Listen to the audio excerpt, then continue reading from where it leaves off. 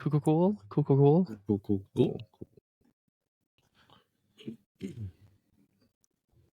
Danny, you wanna? Hey guys. You're just gonna sit there? Yeah, that was a plan.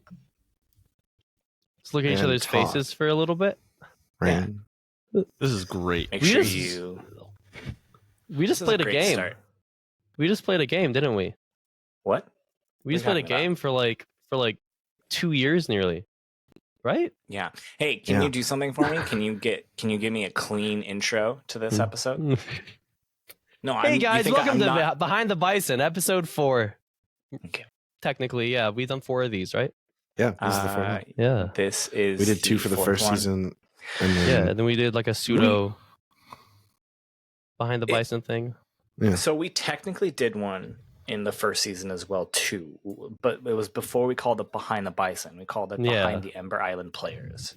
So does that count? So who knows? No, it does not. So this is really Behind the Bison episode 3, but it's Behind the Bison part 1 of season 2. Because that's what we're going to be talking about. It's true. Yeah. So we're just going to be, hey, what's going on, Caleb? We're just going to be talking about what our characters did, the journey that they took throughout the season. Much like we did last season, we're going to be covering kind of the first and second half of the second season. And so we just have some things to talk about. We have a lot of questions from the listeners. First half of the season. Yeah, we have questions from listeners that were posted in Discord. And also, if you guys have any questions, if you're listening right now, go ahead and post up in the Twitch chat, and we can answer some of those live. But we split up the first half of the season into 5 arcs, and we're just going to sort of cover them arc by arc, and just hopefully have some good conversations about that. Cool. So, Conversations. we're going to have terrible conversations. It's gonna be so bad. So, the first arc, kind of the first 5 episodes, is when Osa came back, and we kind of really met and were introduced to the White Lotus. That's when we met Pangole, Zaisan, Ryoshan. And I think one of the biggest things was Osa just coming back. I personally have kind of completely forgot how predetermined that was. I don't know if the rest of us really knew anything about that. It wasn't predetermined. Yeah, because I remember being kind of surprised, like, I know there was at the end of season 1, there was that post-credit scene. Yeah, I mean, like, it was like... the end of season 1, I reached out to Justin and was like, hey, I think I'm done playing Shoban for now. What would it look like if we brought Osa back? But that was about as predetermined as it was. Yeah, it wasn't predetermined in the sense of like we started in season 1, episode 1, and we're like, all right, Osa's gonna die here, and then we're gonna bring him back at the end. That was not predetermined. This is the whole plan.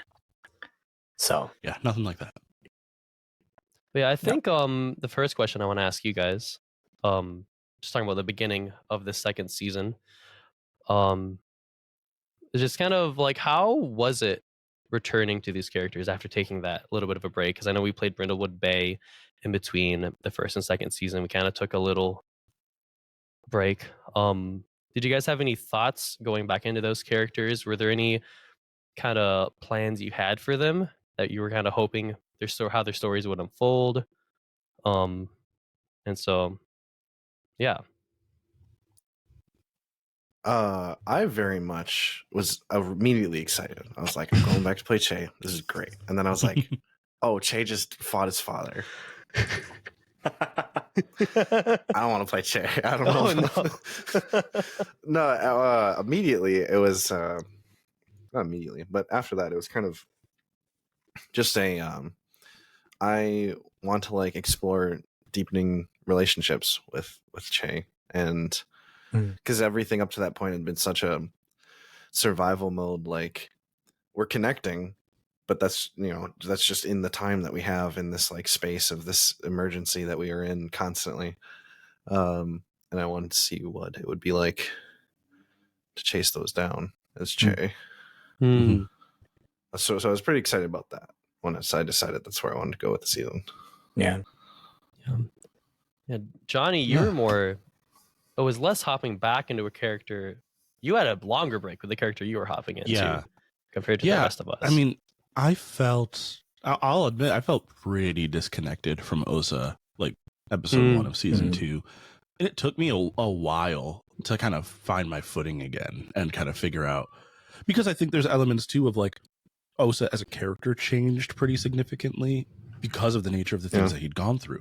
And so I had to like spend some time trying to figure out who Osa was on top of trying to reconnect with the character. Yeah. It was almost like an entirely brand new character. Yeah. It's interesting. I feel like that worked to your advantage in that situation because Osa himself didn't really know what was going on with him. Yeah. Wasn't super aware of the situation that he was in.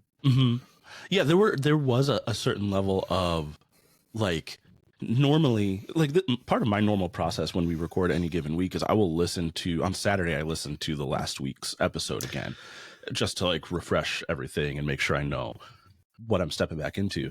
And if I had been coming back as Shoban, I probably would have re-listened to at least all of the episodes Shoban was in before coming back for season 2. But because I wasn't going back into Shoban and everything that happened with Osa, I intentionally didn't really listen to anything again coming back into season 2. Oh, and obviously we should say, if you're listening to this live or if you listen to this before listening to like this season, there will obviously be spoilers because for the entirety of the second season. I just want to make sure that that's explicit. I just want to make sure that's explicit, so somebody's not like spoilers. I'm like, you're listening to us talk about the campaign. Of course, there's this whole episode will be entirely spoilers. Yeah. What a strange scenario that would be. Behind the Bison becomes more popular than our show. Right? Everyone's like, oh, there's a whole show? Oh, they ruined everything. I thought they were talking about cool stuff. they maybe would do at some point in their time. Was there anything that like you was there anything that you like went into season 2 like wanting to see happen to your character that like maybe even didn't like pan out, or like we ended up like you dropped it for whatever reason, or like we just as a group kind of dropped that thread? I know like Danny, when we were chatting about this, you had mentioned something for Rosic, and I'm wondering if like anyone else had any experiences like that. Danny, do you want to? What was your? I remember I definitely wanted to play Rosic like darker. You know, I was like, I want Rosic to be be in his sad boy season, which I feel like I kind of got there towards the second half, but that's definitely something I wanted. I mean, you kind of got there. I don't know that there was anything. My ideas for Che at such an early stage were really just very obtuse, except for like two things, and it was a conversation with Naozao with Rosic, if I could swing it, which I eventually got, and maybe a scene with Sanfen and doing something there. That was pretty much it. That was like, I want those two scenes. Oh, and probably also like a date with Liko. Yeah, you got that. Got that multiple times, technically. Yeah. That is so interesting. That, yeah, I mean, and even like sometimes I like doing these things and like listening to you all talk, because I think it's helpful for not only me as a game master, but for anyone else who's listening and playing. Like that, you can come into a story with honestly so little. You're like, I just want these two conversations, and then as stuff happens, you can just like draw stuff out of those scenarios and create a pretty multifaceted story with almost no plan at all. Yeah, I just remember now talking about things that we sort of started as a thread and sort of just let fade away. I know we were like, oh, Rozak and Che are gonna start training together, and we had like one scene. Yeah. Well, I was trying to insinuate that we had been training. Oh yeah, over the downtime, because there was like space in between season 1 and 2. Yeah. Time. But yeah. There was I feel like there was an unintentional, and I don't think it was like a drifting apart, but there were less scenes with like Che and Rozak in the early parts of this season. Mm-hmm. And I don't think that was intentional, but I feel like it became important because of what eventually happened to Che, which we are not at yet, but it's very interesting that happened. Yeah, I feel like that added a lot to the story. Like I felt like it added an element that would have been missing if Che and Rozak had been, attached at the hip right from the start of the season. Yeah. And I feel like that also had to do with, I think something in the back of Rozak's mind too was at the end of the first season when we came back, and then seeing Che's reaction to seeing Sanfen and what he told her, and Rozak being like, oh, like, yeah, that does really suck.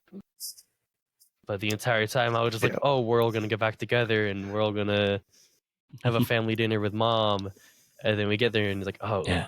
So I feel like Rozak didn't really know how to like talk about that too, because he was still like, oh, do I stop loving my mom? So there was that whole like, I think if I had to explain it from like Che's perspective, it was less anything specific like that. In his mind, all of that was resolved and we were super cool. And he was just focusing on like other people's. Osa just came back to life. Ren's got some stuff going on. I don't know. Just trying to help him out. and I'm trying to date my girlfriend. And that's about it. Playing a bunch of teens with a lot of trauma and don't know how to emotionally handle it, man. So we excel at that. Justin, what about you coming into the second season? I know you probably had some things loosely planned. Yeah. Like season 2 was way different than season 1 because with season 1 and like what you all told me you wanted it to be about, right? Like you wanted to get to the Earth King to deliver the news. I had to be a little bit more intentional about planning like arcs in the first season, because it was like, well, we have to have stuff happen between Chin Village and Ba Sing Se, right? Otherwise the second episode will be you getting to Ba Sing Se and then the season's over. And so like I've gone into season 1 with a lot more like, these I think are the arcs and the places that they're gonna stop at along their way to Ba Sing Se. And with season 2, I'm trying to think of anything before we started recording. Like obviously, like as we started recording, I started thinking about like, oh, let's point them in this direction. But I didn't have like all those arcs planned out like I did with season 1.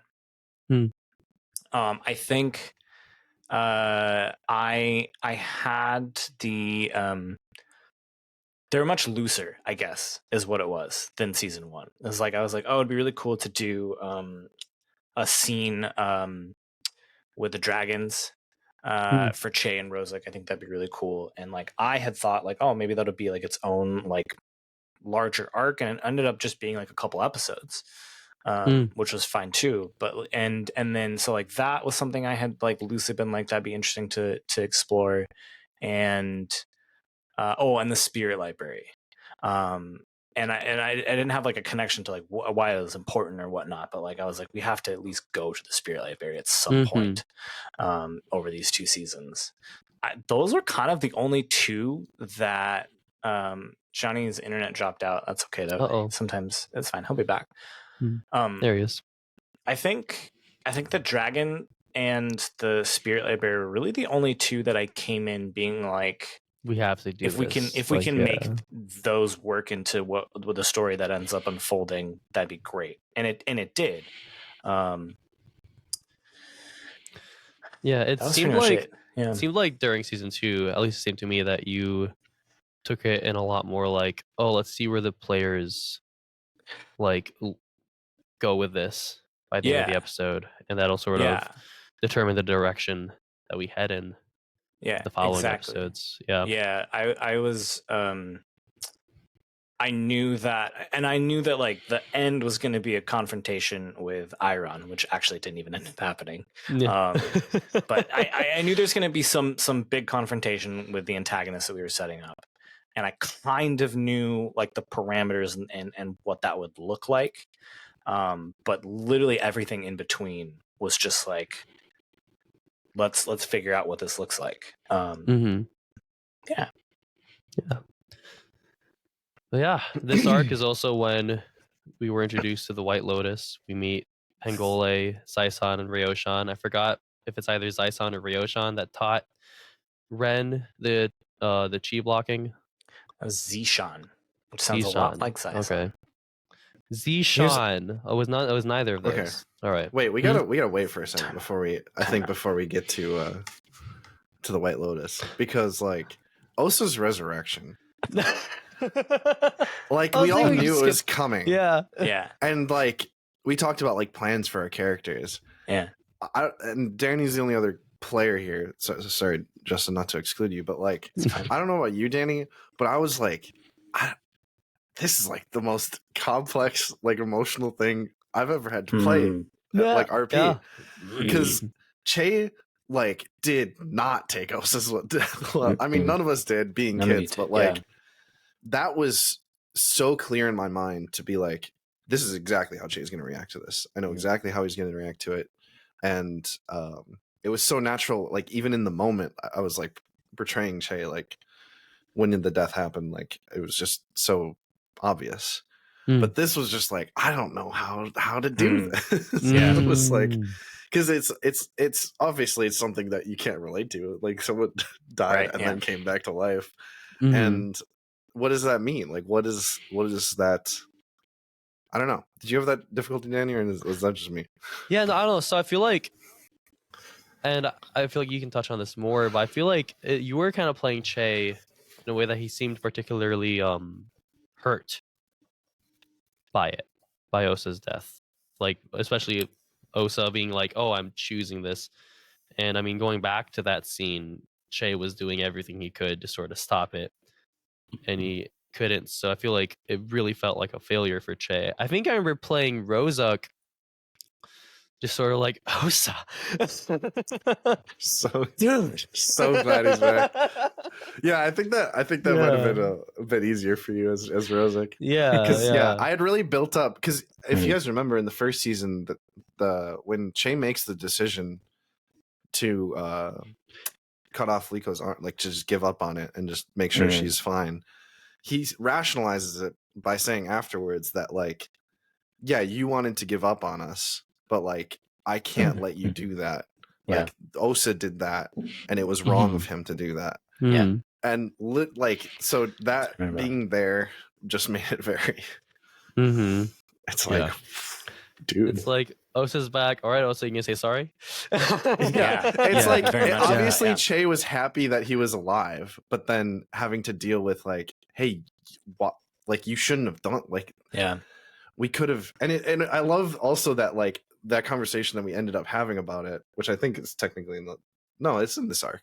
This is when we were talking to White Lotus, so we can transition into that. But when Osa and Che finally had their conversation about it, it felt very much like Osa was concerned with like, oh, you're like, is it the fact that I'm alive again, or is it the morality of like killing or not killing? She, not at all. Che just cared that you like didn't include them in the fight and thus like ended your own life. And if we had just done it together, it would have been fine. And I liked that. Which is, I think, an interesting thing too, because I don't know how well this came across, but like Osa like didn't regret doing that. Like for him, like that was the ultimate decision. Like he doesn't have to figure out how to navigate a world without the people that he loved, and doesn't have to like go on knowing that the person responsible for their deaths is still out there. Like it was a win-win in Osa's mind. And like the only part of the whole thing that he regretted was how much it hurt you for. And like, but he didn't feel any remorse about what happened in and of itself. Right. Yeah. And that is like, I feel like we talk about those episodes a lot because I think that really changed the tone of the entire campaign.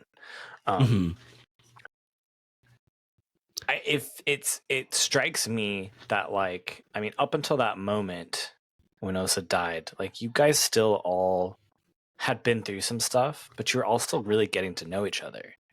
And it almost feels like Osa's death is what binded the four of you together. And so, like to Johnny's point, like, Osa may have like started having some connections with the four of you, but like as Johnny just said, like in Osa's head, it was like, you know, like, I'm not really losing anything. Like, yeah, it's hurting these people that I've been hanging out with, and I'm sure it'll suck, but like, I think that event is what made the four of you a family in a lot of ways. And Osa was not part of that, right? Like, he's outside of that event. Trauma bonding. Yeah, well, I mean, Che finally breaks down soon after that. Yeah, it works. That was not with Osa. Yeah. Oh, this is something I want to personally apologize for to Justin. This is in the notes. Please. The struggle of introducing permanent and love mentor figures. Che just was never going to be down for most of those. I'm very sorry. I know. I was when Danny and I were going through all this and we were just like chatting about some things we could talk about in questions. I was like, I had intended the White Lotus to be like mentor figures to all of you, and like it, like Pangole, you know, Zyson could teach Rosic, Ryoshan could teach Osa. And I also, so if you also remember too, the White Lotus member in charge of like the animal husbandry was a one-armed like animal tender. And it was just something that like I mentioned, and I like Monroe did not latch on to that really at all. And so I was like, okay, cool. Not really something you're interested in. It was so, I spent 2 seasons trying to introduce people that you would come back to throughout the seasons as like somebody you value their opinion of. And like we had Danny and I were like, we had some people that like for a time they were that, like Toko was kind of like that. And Danny was like, even the Earth King, not the Earth King, but the King of Amashu was like that as well, and Zishan for Ren. But like the whole, for 2 seasons I wanted someone that you came back to, like that was at least one of your like long-standing permanent mentor that you're like, holy shit, what are we gonna do about this situation? I know, let's go ask. And that you just never, there's nobody that you trusted enough to do that. I feel like if there's anyone in a position of authority, Che will try his hardest to slowly pick apart and expose their flaws. There was like a direct. It's not that he tries to do that; it happened automatically. There was like a direct correlation between like how much Che felt like he could get from them if he was nice to them versus how much authority they had, and if he felt like they were trying to wield more authority than they had usefulness, he was going to be an ass. Mental math every single time. Every time. To call it out. And like that, to some extent, like I can't blame you, because like I was probably never going to introduce like an Iroh type figure that wasn't flawed, right? Like I want your mentors to be flawed a little bit. And no, that's I feel good. like anytime the flaw came up, like as teens, you're like, well, I don't really respect you. I don't trust you at all. I don't trust you. I think the important part for Che in that equation really was just like that authority side of it. Like I think an Uncle Iroh figure, no matter how flawed, probably would have worked out for Che, because like Uncle Iroh, remember, was like retired and like totally not actually abdicated not everything. But, like abdicated, like literally as little powers he could possibly have. Yeah, that's why I feel like Toko flaws, came they the didn't really have an closest. impact. Yeah, Toko is big. Yeah. Mm-hmm. The dragons were obviously like he thought that their authority was like they had earned it, like these beings of pure element. So would you say that Che's like mindset was sort of like, oh, your flaws in the position that you hold could hurt people? It's less that they were flawed and more of the flaws of how they wielded their authority, or at least how he related those things. Sure. Right. Because so, I mean, in my mind, it made sense because it was like a thing of like, at least the way I interpreted it was he was raised under this brutal authoritarian. And so anytime he sees anyone trying to wield authority, it automatically flips that switch of like, oh, you're just like Naozao and I can't trust you. Yeah. That's definitely part of it. It's really hard not to say that's not part of it. I wasn't gonna say oh yeah, and I didn't want to say Che did pay for that because whenever Che got troubled, Che was troubled for a long time because who could he turn to? Che was legitimately troubled. I think through like the second half of this, so like if you want to say like the second quarter of the season through to the third quarter of the season. Wow. He was troubled for a very long time. Yeah, for like almost half of a season. Yeah, that's crazy. I don't know if all the other players were like that, but I think Rose like pretty much never had all conditions cleared throughout the season. I think once we got into like the action and sort of stopped like sort of downtime-esque sort of periods, Rose had just had a condition marked. Yeah. I mean, Osa, it was pretty easy to clear Osa's conditions, and then I was able to actually just actively clear all of my conditions once I got that. Thing, so it was like, all right, power. Osa's fine. Let's move on. Let's move on, Danny. Yeah. So speaking of our rejection of people in authority, we sort of just met the White Lotus. Give us an animal. Let's go. Oh, Chad? Like, oh, you're useful in a sense that you can give us Chad. We're leaving. I really liked Chad a lot. I like Chad. I love how hilariously that like coalesced into a character a bit. One of the most ridiculous things we've done. But we took Chad. We found out. I forgot exactly how we found out like Iron's plans, but the White Lotus had information that he was on his way to Ankela. That was, I think, the last that the White Lotus had seen Iron. Yeah, Northern Water Tribe. Yeah. So the Ankela arc 2, a lot of crazy things happened in this arc too. A lot happened here. There's a whole theater production. This is when Ren was sort of finding himself. Probably next week, Steve can touch on that more. Yeah, we'll have to talk about that with Steve. Yeah, if you guys didn't notice, Steve isn't here. But Steve is on a plane right now. But he'll be here next week. Oh, this spooky episode happened here. I lost my face. Jay lost his face. I want to start out asking this question, guys.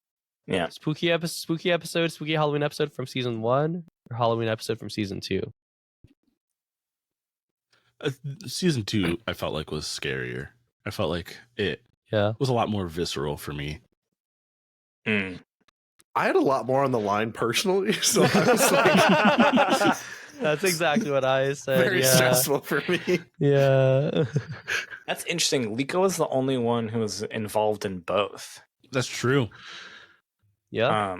That is interesting. I was telling Danny, I think you guys are right. I think season 2's scarier for sure. Like I definitely tried to play up the horror aspect of it more than I think season it was longer 1. too. I think the whole horror sequence lasted longer. It was a little bit longer too. Yeah. Something else Che was immediately done with, not just authority, but with spirits instantly. He was just like, this is just the worst. I am not messing with this. We fought that first crab thing, and then Che was immediately turned off. He was like, no, I'm done with this. Never again. And immediately had to fight all of the Kolings. Yeah. himself. And that was such a balance too. Like I remember it was actually, I think after this arc that Johnny, it was like after we were done recording, I think Johnny was like, I'm getting real frustrated fighting these spirits. And I was like, that's fair. That's fair. Cause you like, it's hard to balance that. Like, I want you guys to be able to beat the fight or like overcome the obstacle. But like, it's very clear, like you can't do anything against a spirit. You know what I mean? Like you're going to lose if you straight up fight a spirit. And so we had to do this balancing act of like finding ways to like create fights that you could win with a spirit, I guess. And then also like introducing other combatants as well. And that was difficult too, because like it was mostly after the Osa flashback scene or episode that we had that like introduced Kavo and Ketsune and that I was like, okay, well this is gonna be a part of the like the end fight, right? Like and like with Iron, I was starting to like connect those two together. And so I was like, okay, it's going to be against a spirit. So y'all kind of made that happen for yourselves. That's really victim blaming. Okay. Yeah, all right, Justin. Speaking of people in positions of authority with flaws. No, I actually always wanted to have campaign, like at least a campaign or even a season that like focused on spirits. Like before we chose this era, I had thought of a campaign. Feel free to use this if you're listening. Maybe I'll run it someday. But I had thought of a Korra era campaign set after the spirit portals are open, because now that the Avatar has said that they're not the connection between the two realms, right? Like they're not the diplomat. I was like, well, if all these good spirits are coming through the portals, there's probably a bunch of bad spirits that come through the portals as well too. And if the Avatar is not there to deal with it, what if there was like a secret branch of Republic City's military that was like tasked with like hunting down spirits across the four nations? And so when things started getting set up for season 2, I was like, oh, we should do some spirit stuff because I think it's fun. And spirit stuff ended up being the sort of whole thing, leading factor of this season. That was the tying point. Yeah. Well, I think spirits and spirituality was like the big underlying thread, which was really cool to be a part of.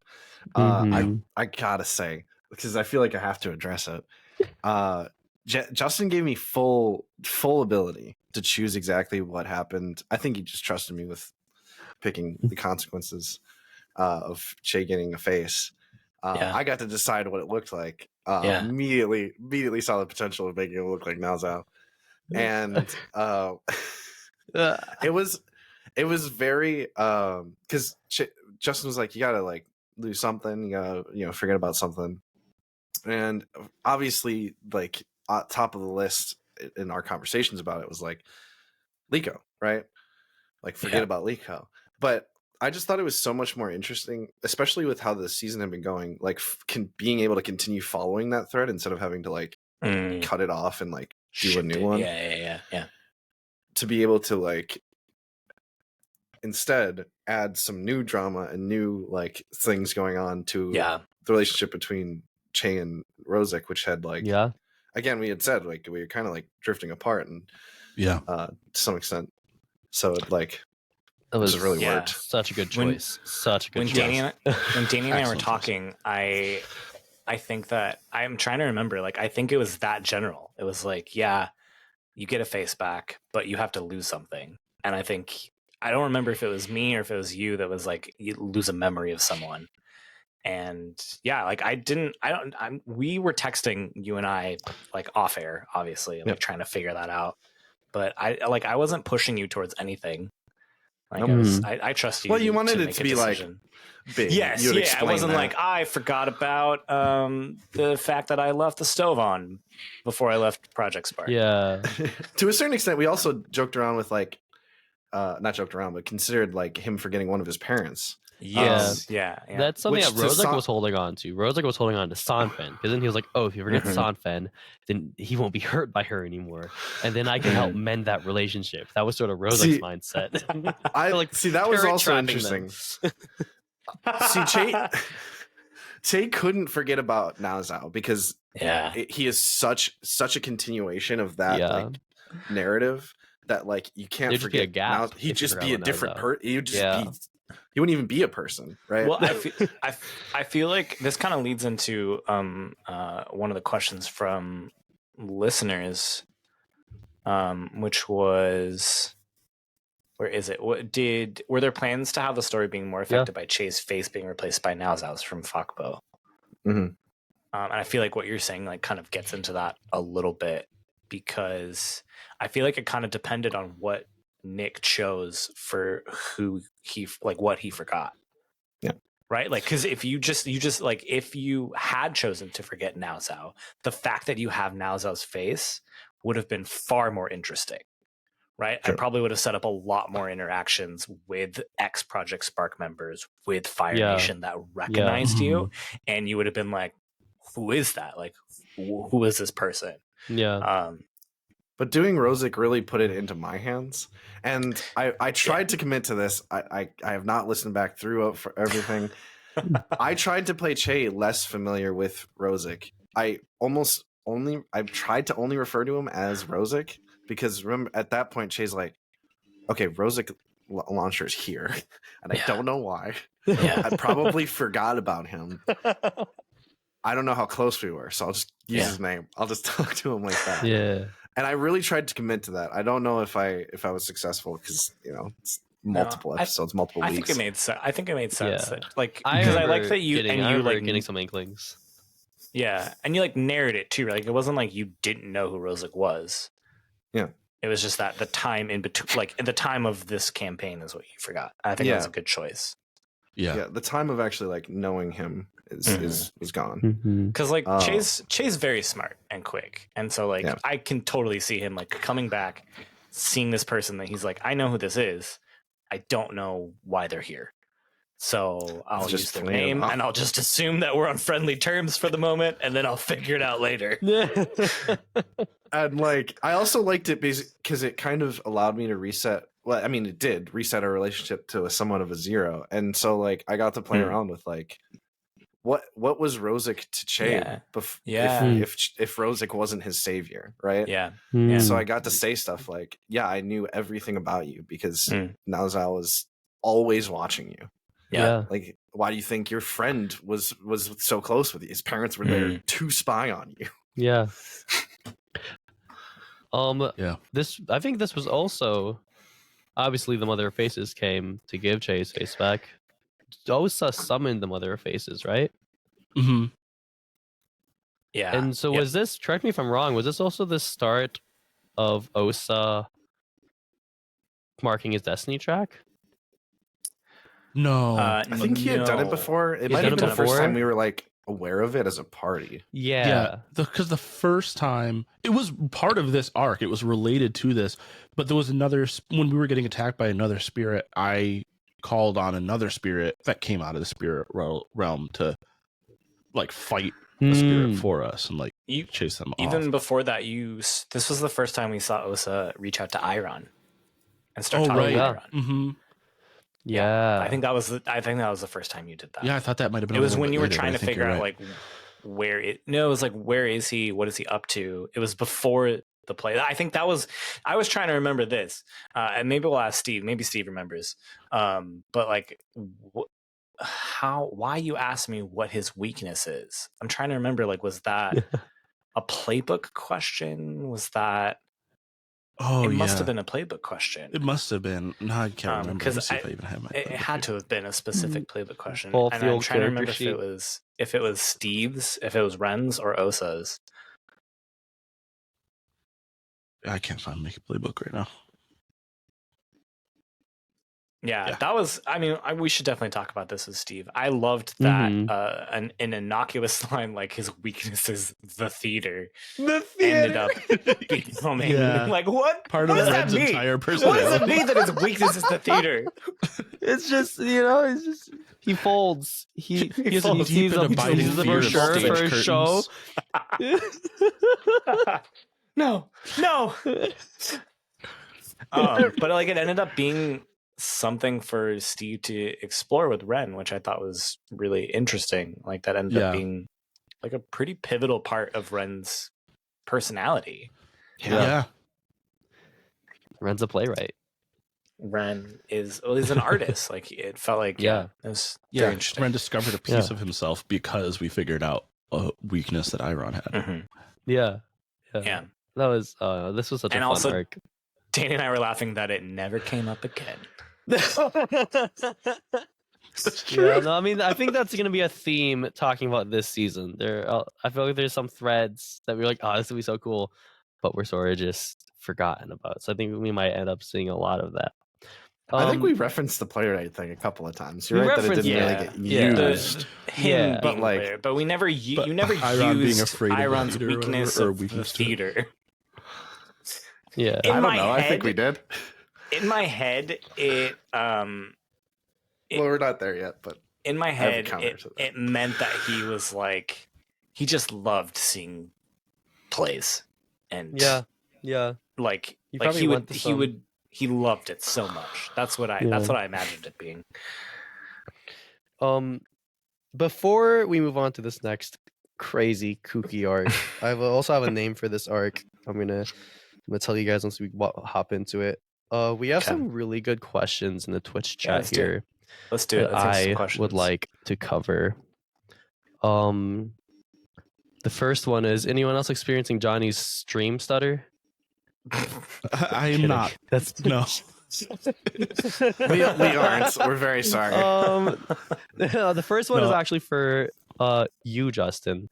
Okay. Alyssa asked, how often do you have to review the rules in between playing different games? Is it like kind of hard to switch back and forth between different rules? I don't know how much you're doing that this early in the season, but I know it got to a point like we started Forge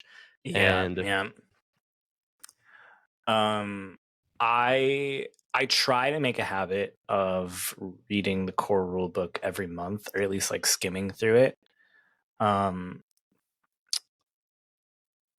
I usually find stuff I didn't notice the first time going through.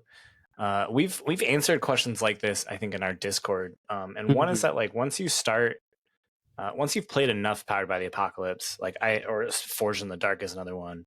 Like we just got back from Gen Con and I got a bunch of games. And I'm reading through this Forged in the Dark game called Rebel Crown, which is really cool. You're playing like it's very Hamlet. You're playing like a group of someone's the king that was disposed, and now you're trying to like take back. Oh my gosh! Oh my god! Surprise! Oh my gosh! How's it going, Steve? Dude! Everybody hear me okay? Yes. Yeah. Well, I could not be more enthused and encouraged by the fanfare. I feel great. Thank you. It's good to see you, buddy. Feel the love. Oh. I am in the airport, as you can probably tell. Was the flight delayed? No, but I have maybe 20 minutes till boarding. Okay, nice. Awesome. Speed round. We gotta ask Steve I questions. don't know how long I have Wi-Fi though, because it says 45-minute batches, and I started that for sure like 40 minutes ago. So we'll see what happens. I'm gonna finish my answer real quickly, which is that like once you start reading Powered by the Apocalypse, you can kind of skip through a lot of the rules because it functions pretty similarly. But I have the rules up.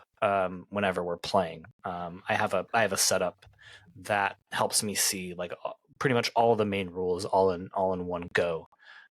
So like I don't review the rules all that often. You can usually kind of come back to it pretty easily. Yeah.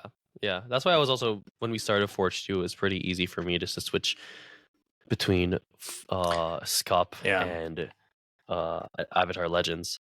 Yeah, but I do think it takes some practice, and it takes like some But Steve, we were just talking about the whole Ankela arc and Ren and his discovering his love of theater. Yes. That's probably one of my favorite parts of season 2. Yeah. Honestly. That makes sense. Yeah, the telenovela kind of vibe. Oh yeah. I Yes! forgot that it was a telenovela. Oh god. Yeah, that was really good. Maria. If anyone had forgotten about Steve's performance of the play, incredible. So good. Thank you. So good. Episodes Steve worth just went listening on to for like just 10 for or that 15 moment. minutes. Yeah, we were all just watching him, just like. Oh, it's so good. Okay, wait. I do want to. Sometimes I feel like we all have a question inside of us just gnawing at us for years. And mine was, can I just do a solo musical? And I think I And the answer answered is the question yes. that day. Yeah, the answer is yeah. I really wanted to fit this question in because I could only ask Danny before as a player. Sure. Steve, as a player, what the heck was going through your head when like you had to realize that like Ren has to react to Osa being alive? Like, was that difficult for you? It was very difficult for me to sort of figure out and play through like Che's reaction. But I was wondering if it was the same for you. Yeah, I mean, like there are so many layers to that, like the initial moment of like seeing someone again, especially when Osa was not in the same body and you had to kind of piece together your belief that this is the same person through and through, but he's also different and you're trying to feel out that difference and what it could mean for your dynamic. I think all those layers made it like a really good challenge. I forget exactly like what the first waves of like actual concrete response was from Ren. Like I think Ren was in touch with Osa through meditation, and so like was already like feeling pretty hopeful, pretty like pushing on Che that like Osa's alive. Yep. And so like once that was pieced together with like a flesh and bone, reality, I think it was just like I can sort out whatever we need to sort out about this, but what matters to me is that it's you. And I mean, Osa, as a good character and a good player would on Johnny's part, instantly added all the layers of complication to that relationship. Oh yeah. Yeah. Oh. I don't know if that answers your question, Nick, but I think those are some of the layers of what I was thinking about and what Ren was trying to figure out. No, that's perfect. That's good. That's great. As the pull togetherer of the group, I think this was just another one of those opportunities where Ren was like, "This is Osa. You all need to believe that. Just hug it out. Get together." Ren is just constantly like, "Let's just all be friends, please." Yeah, there's the deepest angst. There's a cynical level where that's the reason beyond every other conceivable reason that Osa reached out to Ren and not to anyone else in the group when he was like, "I'm back." Interesting. Yeah, makes sense. Right. That's tracking. But Steve, do you want to talk more about the theater while we have you? Sure. Yeah. What do you want to know? So first off, I'm trying to remember. Was it a playbook move? Because the question was, what is Iron's weakness? And I'm trying to remember why I was asked that question to begin with. It had to have been a playbook move. It had to have been your Life's True Delights. Exactly. I was going to say it might have been Life's True Delights that could have given me that type of insight. Like I don't know of any other move that I had that could give me just that depth of insight without some event. And that's so. I remember being so caught off guard by that question. So I totally ran with that. Oh wait, I actually asked that in character to Pengole. Pengole is the one who told me that kind of in like a joking aside. Oh my god. Yeah. That is so. It wasn't. You just asked it, and I decided to give you an answer. And you No! Oh no, we lost him. And it's taken him. And that's it. That's it. No. It was a dance because like I was trying to like. I was like, well, I don't want to be like, if you stab him in this one, or like, If you stab him, he dies. He dies. Like, or like, I don't know, or like, blood. Lose too much blood. So that was the cutoff. That was the cutoff, I guess. But then I refreshed. It's probably gonna happen a lot. I should have 45 minutes more, but I don't have that much time on the wait for recording. But sure. But Wi-Fi wise, I'm back. There you go. Yeah. No, I was just saying, like, it would have been a little on the nose if you're like his mother dipped him in a magical pool, so nothing but his ankle is. So like that was some of that was going through my head a little bit. Is like, is there something that Iron did that gave him power? And if you were to like stop, like you know, the classic like he tore his heart out and his heart is like he has a Horcrux locked down somewhere or something like that. And then I was like, that seems too like, I didn't want to give you like a Deus Ex Machina way to just like kill the villain. Like I wanted it, we were at the beginning of season 2, like I wanted it to be a bit more of a challenge, but I also didn't want to like give you nothing.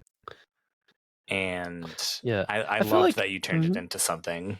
It was very ATLA, you know, like this Iron is just a man who loves theater. He just loves Scott. Theater.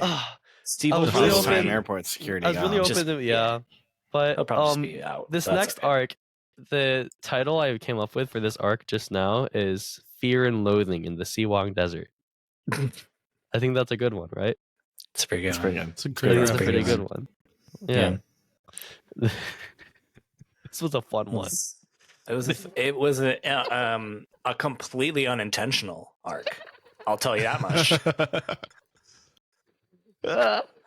I had every plan to just get you guys to the Enclave and start there, and then you're like, we take the cactus juice, and I'm like, you're gonna take the like clearly laced cactus juice. You gotta take a step back you gotta take a step back from there, because it's so much funnier to remember that before that we were going to head to the desert. Yeah, we stopped at a random like Northern Water Tribe village. Yeah. And Ren tried to have like a whole arc there. And Osa was like, we should not do that. And then we immediately had a whole arc in a random Sander village because we decided to take something from the beetle merchant. Yep. So ridiculous. I remember that moment. I remember who drank it first. I think it might have been Rosic. And then someone jokingly said, I drink it too. Juice. And then I just went around and asked all of you. I was like, so you all drink it? I think it was Rosic's idea, but he drank it last because I remember Danny saying that he drained what was left. Oh, that's right. Yeah.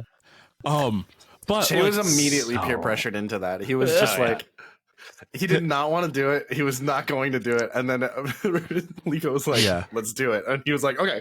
All right. Yeah. But one of the more interesting things I think from that arc, and if I can ask Steve, we've got you back.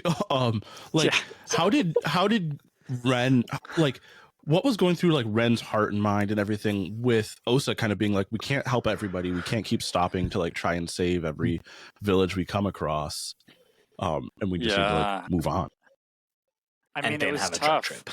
Yeah, well, that too. Yeah, I mean, it was tough to wrestle with the idealist arc and the natural kind of fictional direction of Ren becoming a bit more jaded. Maybe jaded is not the best word, but there was an aspect of callousing and loss and like accepting our limitations. And so I think that I would resist, like Ren would resist a lot of that on the surface, partly because it was his habit and he felt like it was his job to be hopeful and to draw the group back to a place of optimism and to like, yes, we can help, we can change things.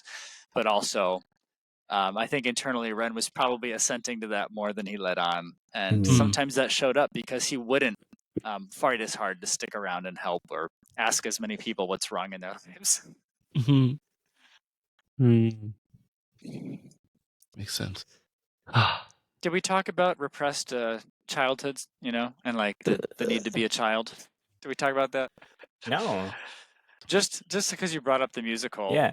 Like that is what I was thinking about for Ren. We had this accumulation of just like being forced to be adults in a world where adults are incompetent and can't be who they should be for us. And so all these kids are essentially thrown into this position of absurd responsibility.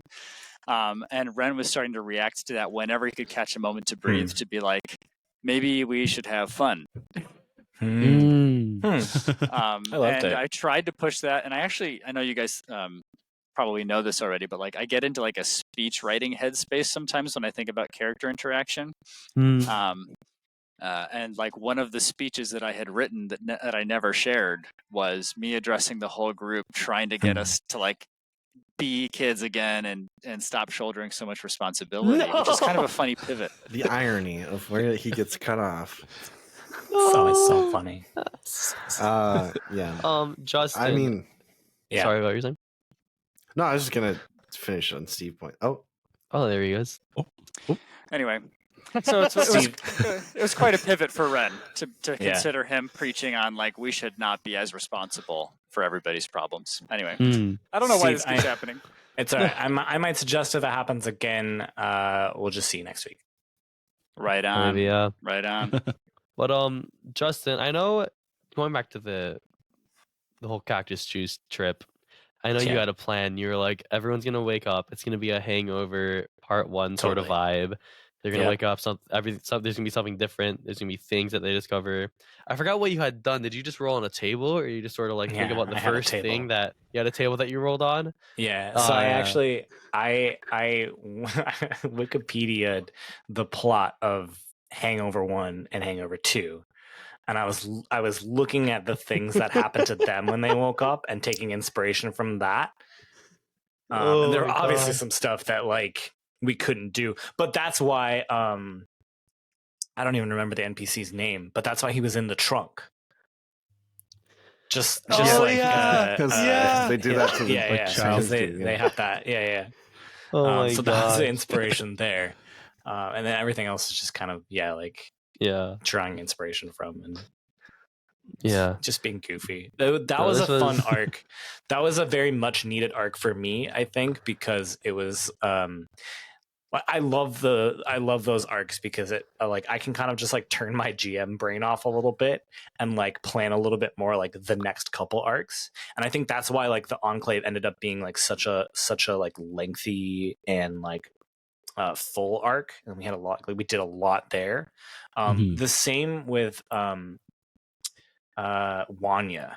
The first time you guys go to Wanya, the first like 2 or 3 episodes was kind of just an intro, and so I had a lot of time to like plan the next arc of season 1, and that was Wanya. And so I'd put a lot more thought into like the NPCs and the characters that show up there, and and I felt like the Enclave was similar in that regards to this. Yeah. This actually leads into just talking about this arc in general leads into a good question that Factbo has in the Twitch chat. Just kind of considering how like we decided to sort of just trust some people, take some cactus juice, which led into this crazy ass arc. Factbo asked, he said, he sometimes felt like that the characters were too suspicious of everyone. If they were just a little bit more trusting, maybe they could have gotten into some fun situations. Do you guys find that? I feel like, well, yeah, yes, but they were trusting. They were trusting for a reason. I think that the fact that the arc happens, and it doesn't. I don't think at any. I don't. I'm sure there are people who would, but I don't think you can make a very strong argument that this was just like the players having too much fun and like we were all out of character. The choice to do this was very much in character, and I think it's an expression of the argument that Osa and Ren had, where like Ren was right. Like, we fundamentally need to experience like more like fun and like being children and being irresponsible to some extent. And Osa is also right that like, but also we have all these things we need to do and we need to go do them. Yeah. And I think it broke. I think it broke specifically Liko first as our leader. I think that pressure got to her and she was like, here's this opportunity to literally be as irresponsible as possible. And we're just going to do it. And we did. Yeah. Just ride in a porta potty across the desert. You do you have to. Yeah. That was an interesting question. This a nice, short, chill arc. What were you gonna say? No, I was just gonna say, like, isn't that I feel like that's most players in TTRPGs. They like never trust any of the GM's characters. Well, yeah. Well. Right? Like, come on. That's a little part and of like, it. It's part of it. I feel like it does like it happens a lot more in D&D, right? Because like I think most players' minds it's like most players' mindset is like, oh, it's me against the DM. I think you got to break that a little bit in Powered by the Apocalypse, because it like they're very clear, like it's not, and I would even say even in D&D and Pathfinder, like it's not a you versus them thing. It's like you're all creating. It shouldn't be. It becomes collaborative storytelling. Yeah. Moving on from this arc, the Enclave. one of the heftiest arcs of this half of the season. A lot of real things quick happened here. Something just real quick before we go to that one. Something that was never addressed. Che was super angry about the tattoo thing. That Liko tattoo some guy's face. Some random guy pissed and jealous and had no way of expressing that, and we just never got to it. So just establishing that now. It's just something you had to get over. There also someone someone on Twitch asked if Liko still has the tattoo, and I can't remember if we said this on air. We might not have said it on air, but I know behind the scenes at the very least, we had discussed how the way that tattoos work, like for real in real life, a waterbender would have been able to pull a tattoo out of their own skin. And I think that's what Liko ended up doing, is just pulling the tattoo out. Sure. Pulling the ink out. Mm-hmm. That's super cool, actually. I like to think spiritual Liko has that tattoo in the sword. Or maybe the sword has the tattoo. There's a statue. There's a statue. There's a statue of Liko with that tattoo on the statue. People are like, who's that random man? Who's that guy on the? Why did you put that on the statue? On the statue, tried to remake it like 6 times. It just kept showing up. Oh gosh. Oh, that's funny. But there was also in that too. There is that that thread of the like people running the like illegal like fraud ring inside of the like wrestling thing that knew who Ren was, and I had every intention of having them be there when you went to Kyoshi Island, but the events of which you went to Kyoshi Island were so much more like dire that I was like, it would be too much. You know what I mean? Like, I'm just going to drop that. There's already so much going on. I was waiting for them to pop up around any corner. Yeah. You're right. It's like they couldn't even hold a candle to the stuff we were facing at the end. So it was like, I don't even know if they would add, you know? It's like, there's some mobsters. It would have just been a weird, like, shoehorn thing. And so I was like, whatever. In the end, we all just had a ton of money that we used to live good lives. That's right. That's probably bought the farm with that money. Yeah. I imagine Ren eventually would be like, I want to go get that Naginata. I'm going to go get it. Sure. Yeah. Oh. But yeah, I believe we had met Melor and Hin at that village, and they led us to the Enclave, which led into a crazy arc. Where a lot of things happened.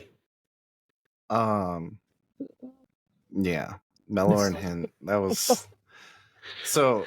Yeah, I want to jump into this immediately, and I guess this is kind of skipping.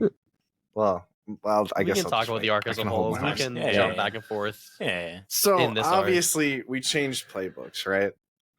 I think it is so much more accurate to see that change, as the characters had changed those playbooks kind of a while before that.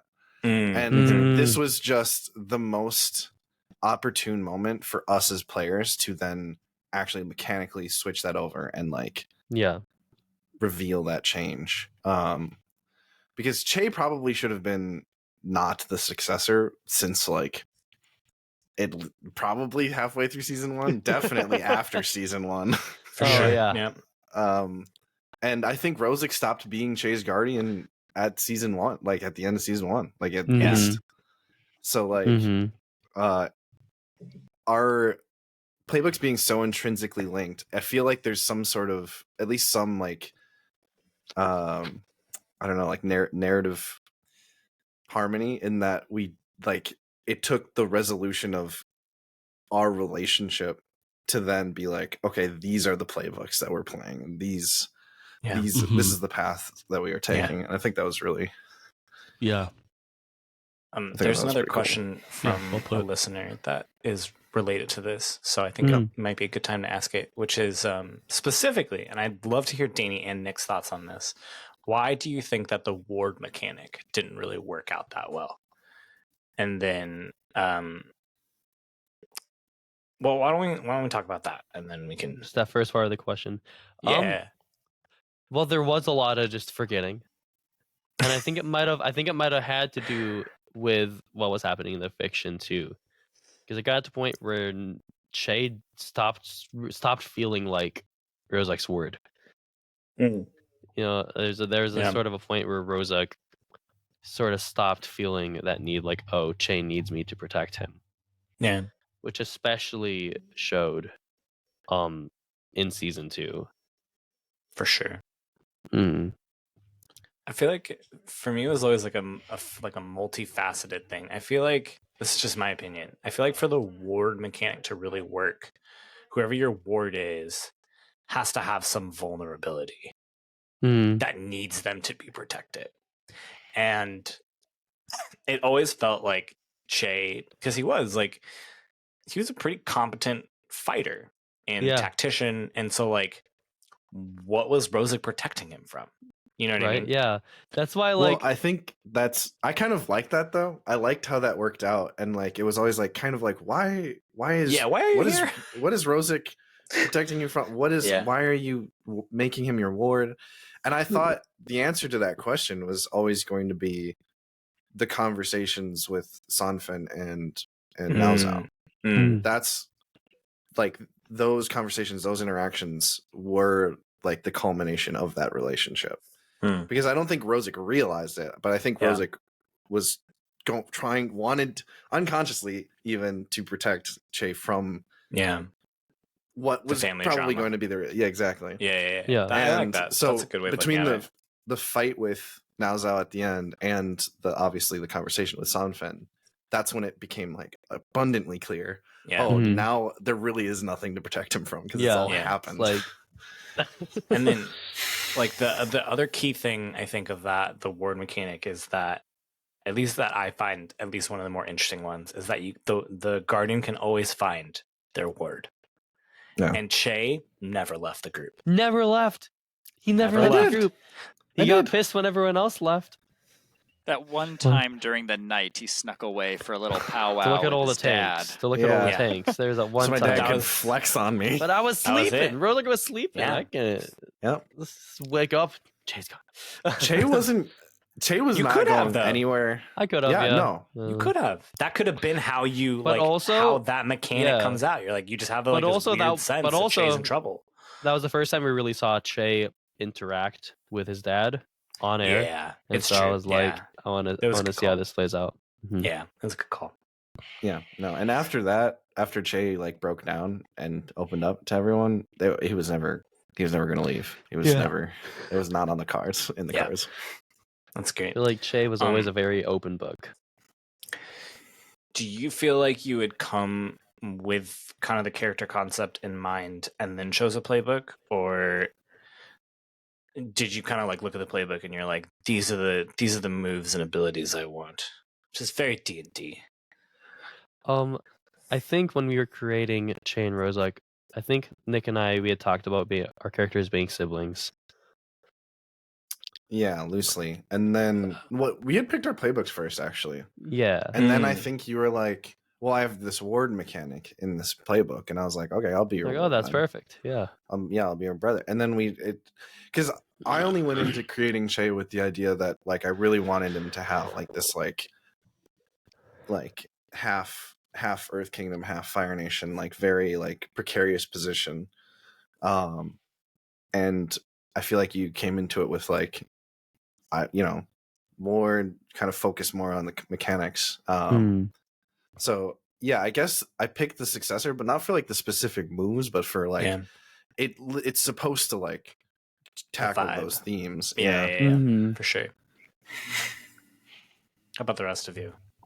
I haven't listened to character creation in a bit, but I believe that I chose to be a non-bender just because I went last, and everyone else chose a unique type of bending that was different than the others, and I was like, I'll just be the not bender. And then when it came to playbooks, I think you suggested it, Justin. And I don't remember why, but I looked at the questions, and the questions helped me shape Ren right away. I was like, oh, for sure. Here's the thing that's hard for Ren. And I loved it.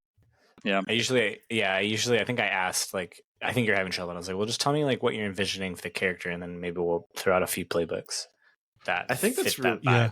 Oh, sorry.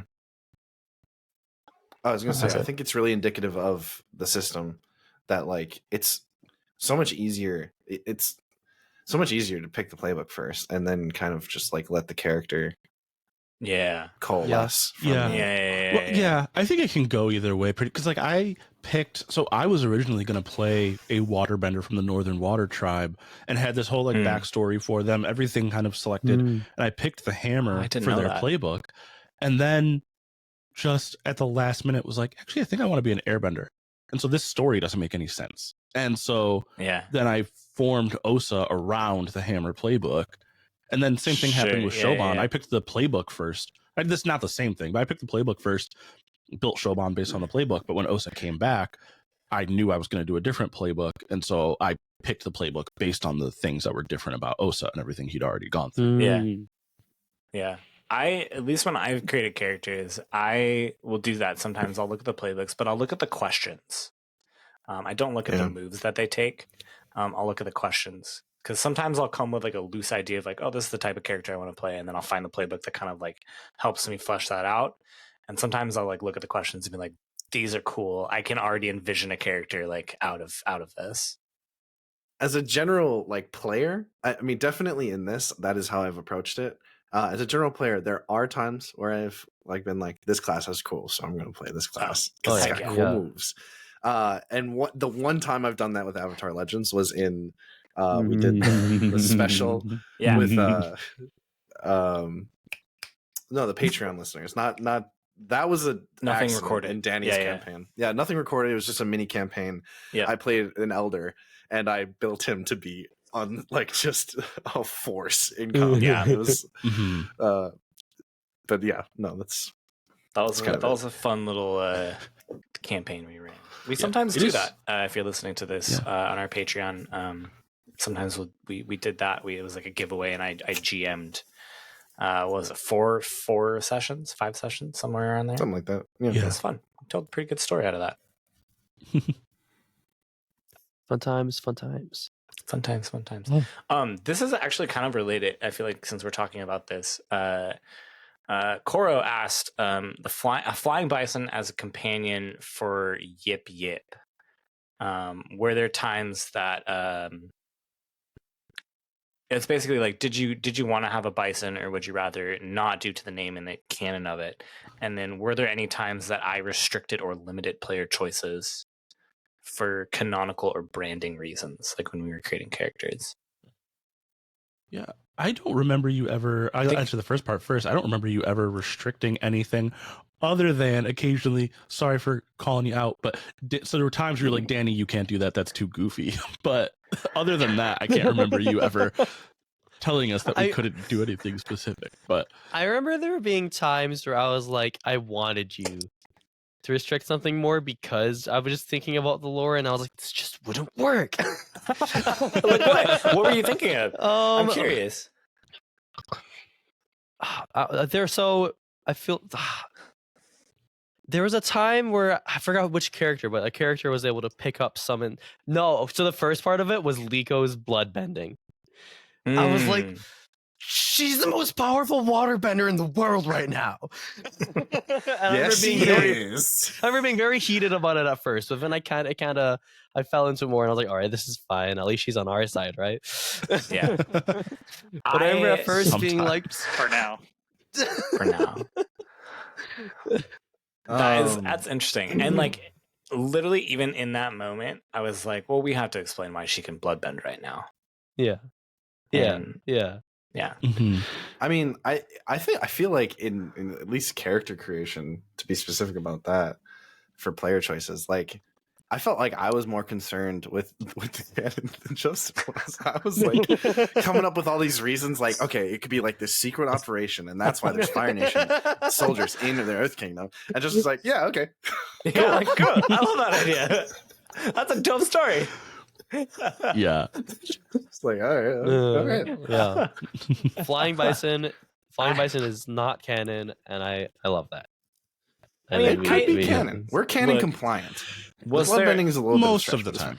Yeah. Here's the thing. I feel like we did a pretty good job of at least attempting to explain why we're close enough to canon that it wouldn't be a consideration. Were there things we messed up? Probably. Like Nick said.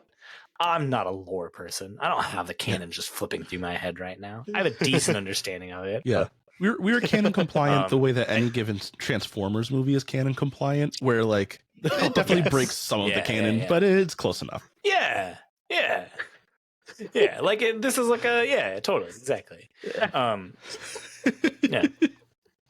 And to the bison question, I think we would have been okay with a bison. We just didn't end up with one. Actually, so I was going to say, I feel the opposite.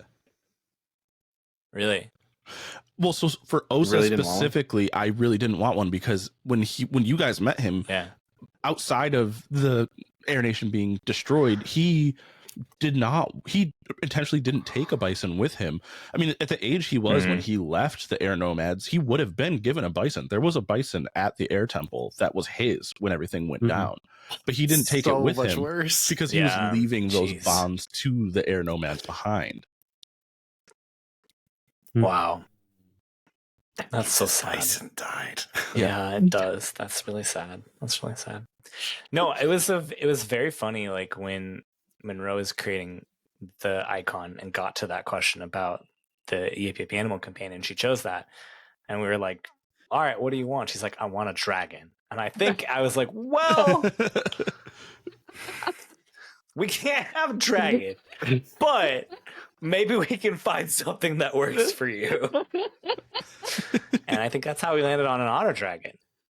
So that is a time where you kind of restricted someone's choices, dude. I was gonna say that was part of that kind of leads back to the choice restriction. It'd be really hard. There are only two ways that I'm really gonna restrict character choices. Like 99% of the time, I'm just gonna let you run it. Like to Nick's point, like there's sleeper cell agents of like Fire Nation soldiers across the Earth Kingdom. That sounds cool. I would love to explore that story. That sounds awesome. But like if Danny's gonna introduce some goofy thing, I'm gonna be like, no, that's not gonna work. And then if someone's gonna break something that like on the surface is so against canon that I'm like, I don't think I can't imagine a way in which I can make that make sense. Like I can imagine Yeah, right. Like I can imagine a world where like a sleeper cell of Fire Nation soldiers are in the Earth Kingdom. There are many ways that makes sense. Why does your waterbender have a dragon? Yeah. Also, it would have completely, cool, Justin. It would have completely changed the story. It would have been so hard if our group was riding an animal that was being actively hunted by the Fire Nation. I mean, to a certain extent, Rue technically was. It's just harder to identify. Yeah, we dipped into that a little bit, but you're right. It would have been more on the nose. Been pretty on the nose. For sure. All right, y'all. I gotta hop on a plane. Thank you. See you, Steve. Safe travels. Also, they'll probably just let you walk on. You don't need to hop, but I am required to hop. Oh, sorry. Sign. Gotcha. Bummer. One of those planes. Gotta respect the rules, Johnny. All right, y'all. See ya. Bye. Bye, Steve. Bye. So there's a few things. Never saw him again. Yeah, that wasn't even Steve. That was his AI. That was Steve Sturgeon. There's a few things we can talk about. We already talked about the playbook change. A lot of things happened here. The Chaco date. Osa and Rozak leaving. Chainao trying to help find the Touch of Winter's Sky and destroying some things. Yeah. Okay, my favorite part of this though, and I am purposefully avoiding that experience. My favorite part, one of my favorite parts of this arc, legitimately, was that you and Osa both left, and you both had these like mirrored conversations with these characters that have opposite relationships with, right? Because Ketsune was Osa's friend, and now is like this like black and like evil kind of dude, and Naozao was bad to Rozak, and now is like trying to do something, trying to be like it was always for you, you know, and this strange like reverse relationship. And I loved that those were like juxtaposed against each other. Yeah, really liked that whole experience in that arc. I remember. I'm with Nick. I think those are two of my favorite conversations across. I think, and I love that your answers mirrored each other because you both rejected what you were offered. Yeah, and I don't know. Yeah. It was just great. That's funny. I remember when I was preparing for Rozak's trip to Bossing Say, I had thought like, all right, he's gonna go talk to Sanfen. and then he's gonna go talk to Naozao, and then he's gonna like tell him what it is. But his conversation with Sanfen ended up affecting him and me as a player a lot more than I expected it to, compared to the conversation with Naozao. I don't know if that was just because like it was basically purely improvised on my part, whereas I had like an outline for the conversation with Naozao. But no, I remember that conversation with Sanfen being like, huh. That was a rough one. Yeah. That was a rough one. I was like, oh god. It'd be interesting too, like it was anytime you guys talked to Naozao in the second season was always a weird thing for me, because so much of like his character in the first season is about like his wielding of power and like knowing that he has more power than anyone he talks to. And he doesn't have that at all. And so like who was Naozao? Like how does he is not as bravioso as he was in the first season, because he has literally nothing.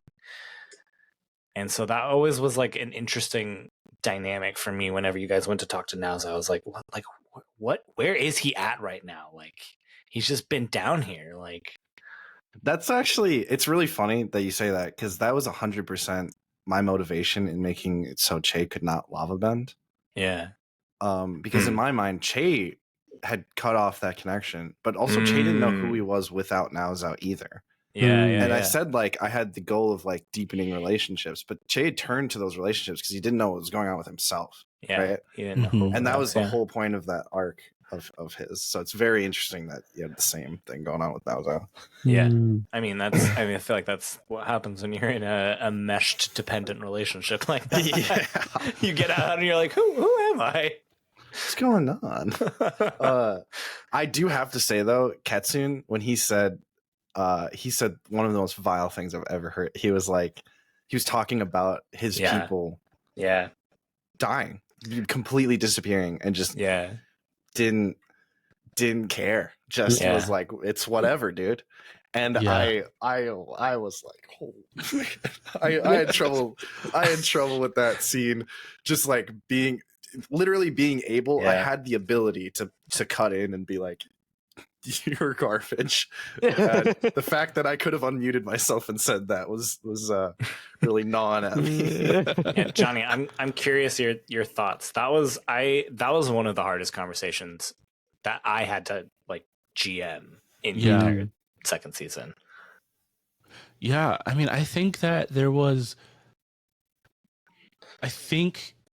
for me going into that conversation, and that was an incredibly difficult conversation, a difficult scene, trying to like put myself in those shoes and like be in character for.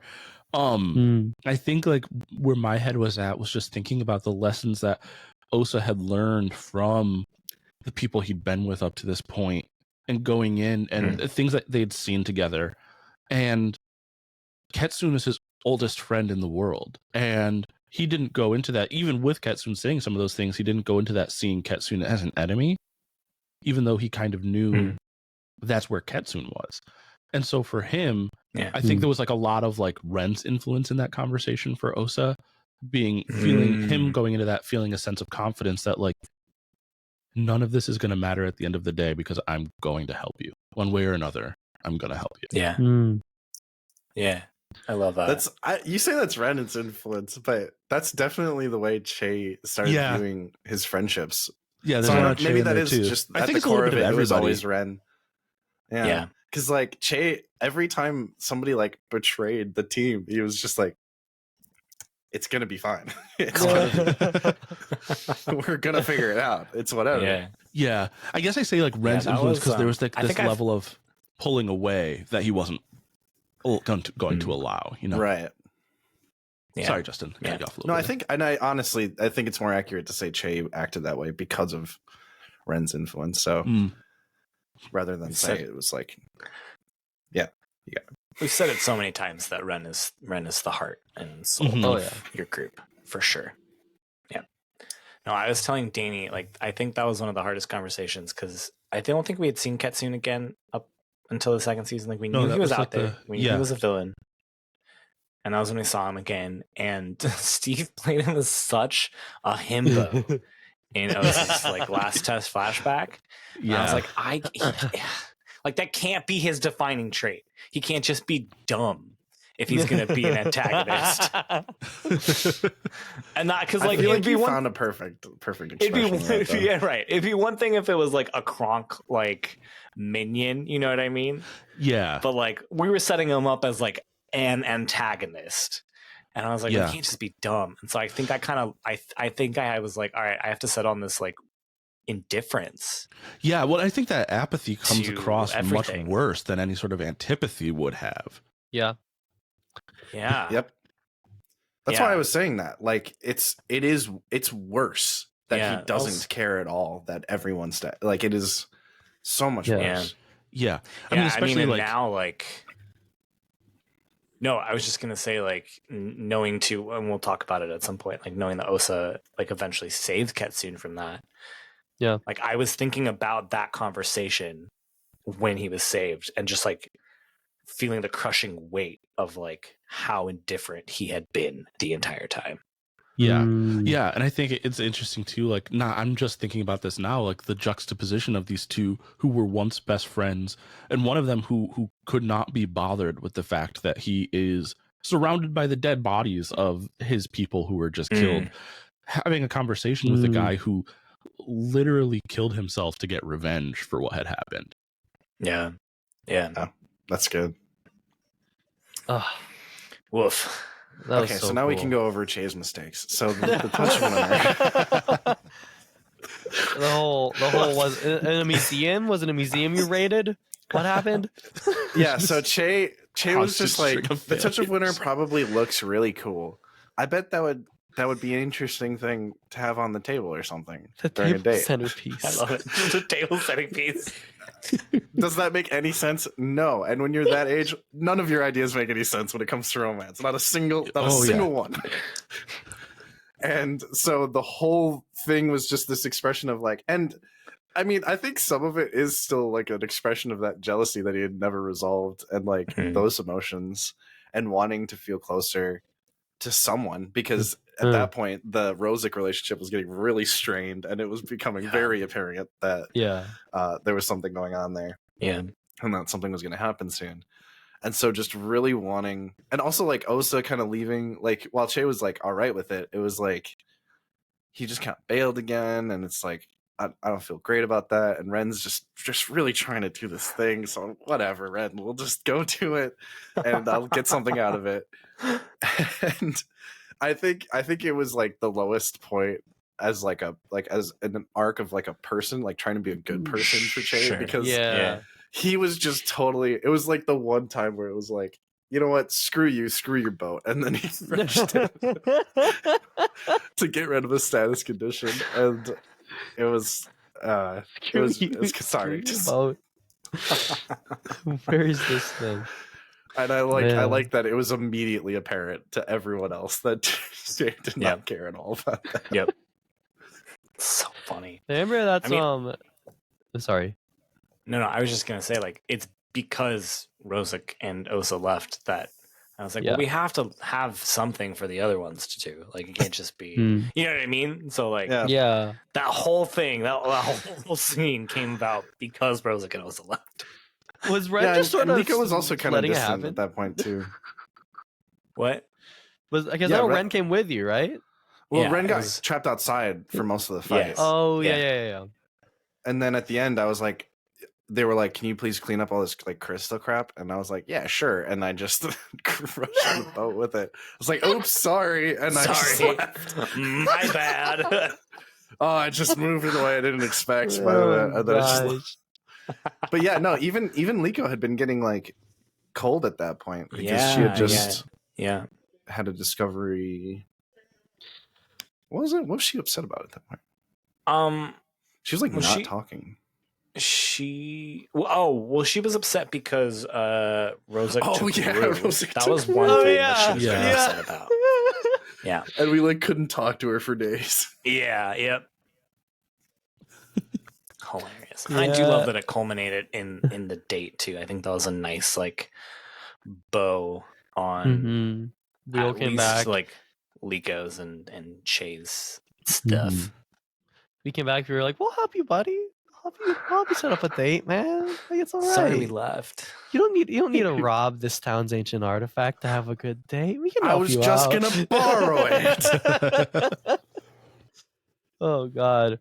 Hilarious. And then Rozak and Che had one of the craziest conversations of their lives in the middle of a death race. Yeah. When would we have that conversation? What else? That's the best time to have a conversation. The only time that they're alone together is during a death race. It's during a death race. Hey, I mean, honestly, like, I think that's awesome. There are certain ways in which, like, I tend to believe with that arc or that scene that there are plenty of, if you had asked at any point the other three in the party to, like, give us some space so we can have a conversation, they all would have happily done so. But the two of you as characters would not have had that conversation unless you were forced to be alone. No. Dude, I love the whole during the countdown. You're the one I forgot, and Rose like just being like, I know. It's like, oh, beep. Yeah. Oh God, that was so cool. Very fun. That was a really cool sequence. Let me just say, like, those are one of those moments where, like, you know, you find your group, right, and you all start vibing on the same level, like, because I knew that the three of us all saw that exact same scene. Like, we could feel the tension of it, we could build up to it. Like, it was just like I didn't have to like hint that it was happening. Like, I just start, and I know that you guys are like on that same page as well. Yeah. Too. So it's fun. Yeah. It's fun playing. That was good. That was fun. It was fun. Yeah, the conversation afterwards was just like something that I tried to be a really prevailing thought, and I think I've said this before, but something that I tried to have as a very prevailing thought as to like how Che was different because he forgot Rozak is that Che had to leave alone, right? Yeah. He had to. No one came to save him. Yeah, and that's this version of Che. Yeah, and like recontextualizing like all of the bits of like backstory that I'd written for him. Yeah. Was very difficult, but also very like powerful in that conversation. Yeah. And it was, and I think the like you came to get me question. I don't know if that went like over some of the listeners' heads, but like that was a really important piece of information. Yeah. Like I always knew that would be the heaviest, the most like powerful thing that Rozak could say to Che at this point. And when you explained that you had gone to get him, he was like, "Oh, yeah, that's and I think that's why this said, works. like, that's why we were close." I was like, "Yeah, I was there." I think I might have. Yeah. Oh, dude, that was. I I think I've said it before. That over 2 seasons, I think, is one of the most heartbreaking things any of your characters have had to go through. So kudos to you, Nick, for like introducing that, because I think you said that, and all of us were like, "Oh, jeez." Yeah. And then we changed playbooks. And you changed playbooks. Rose and Che started their thirst for killing each other. That happened, right? Was that a thing? Yeah. You tried to kill me a couple times, yeah. Yeah. Well, but then we have not listening to my plans. The spirit library. Yeah, then we get to the spirit library. Oh, yeah. And there's a note in here about it, but just to finish up that last arc, an NPC that was created in a random flashback, it did end up becoming very important. And that's kind of it's pretty cool. Yeah. Yeah. The fact that Ketsune was a one-shot character. Yeah. Made to be a one-shot character, which you kind of wanted the whole, like, he was a himbo. I feel like Steve sort of made him like, oh, I'm just gonna make this really dumb guy and play him and finish playing him in an hour and it's gonna be fine. And yeah, there you go. I mean, yeah, kudos to you, Justin. You talked about how difficult it was to like revamp him a little bit. It really feels like a continuation of the same character. It does not feel like a different character with the same name. Yeah, that worked out really well. Anyways, just want to say that. Cool. Yeah. But yeah, the spirit library. Something's happened here. I know Rozak left. He's getting there. Snuck away. Was a challenge. Getting there was a challenge. Yeah. Once we got there, Rozak sneaks away. Che writes a Dr. Seuss book. in hindsight, like there's a level at which I understand why Rozak felt like he needed to do what he did in the library. Yeah. On like 1,000-foot practical, like as a player, even from Osa's perspective as a character, it still drives me crazy because it was so unnecessary. If Rozak had said anything about his intentions to literally anyone else in the group, every single one of us would have been like, "Oh yeah, we'll help you find your dad, man." Yep. Not even. And I'd like to be clear. Che then mentally basically had confirmed, like, held that inside of him. He's like, "Oh, Rozak is now interested in his father.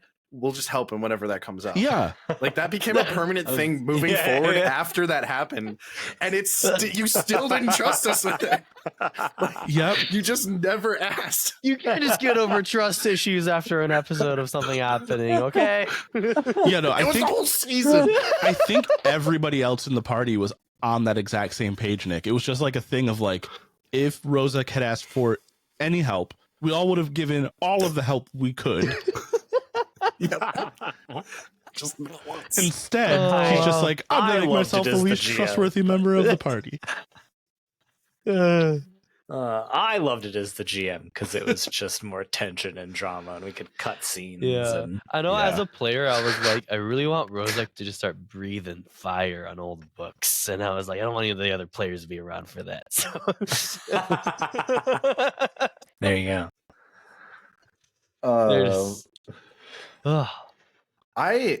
So at this point, and I know Justin, you had said that you like so after the Halloween kind of special, you were kind of trying to rethink spirits and those encounters. But I think Che had gotten to that point too of like, okay, I can't fight these things. I just have to accept that. And like, how do I fight them, quote unquote, effectively? And I don't know if I played it that way, but I wanted it to seem like Che had spent like most of the trip there just like trying to think about like spirits and what is at their core. How do you address like these corruptions and these things like that? So yeah, and that's kind of why I went for that very different resolution for him. Justin, you were, I know when we were talking, you were saying how you sort of gave the obstacle of the corruption of the Spirit Library, and you did not have any solution in mind. You're like, what are they going to come up with? Like, I'm going to throw this. Yeah. That's generally how I approach or try to approach GMing in Powered by the Apocalypse is, and it's, I think, my favorite thing, right? Like when you do D&D, the thing that I hate the most about it, I started playing Baldur's Gate, which is an incredible game. Baldur's Gate 3, if you haven't played it, it's great. But even in that, there are times when it's like, I have to roll a check, and if I don't hit the target number, then I fail, and I don't get to progress that part of the story. And that always feels terrible to me. That to progress the story, you've got to hit this check or like do this specific thing in order to like unlock the thing. And so I try my hardest to just be like, and Wan Shi Tong is corrupted. What are you going to do about it? Yeah. Yeah, there are ways to make that feel better in D&D, which we don't need to get in the weeds on that. But there are, there totally are. But it's much easier. And like when I do D&D and Pathfinder, like I add that approach, but it's just so much more easy and natural in Powered by the Apocalypse. Like I don't have to be thinking of solutions. I can just be like, here's the problem, and wait for you guys to come up with something that feels like not only cool, but like narratively appropriate. And that's usually like what I'm looking for. Like if I'm waiting for it to progress to that. And so when Che in this moment is like, I'm going to add a piece of knowledge being like my relationship with my father. I'm like, that is an excellent solution to this problem. Yeah. And I feel like, especially after playing, oh, sorry. No, go ahead.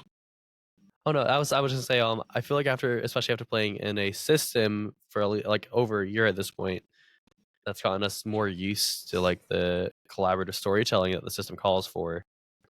Like really helps with that too. Like we're like, oh, Yeah. how do you do this? Also, side note, really loved your explanation of like the library, like going down and kind of like going into the spirit world. That was awesome. That was sick. Cool. I just wanted to say that. Anyways, moving on.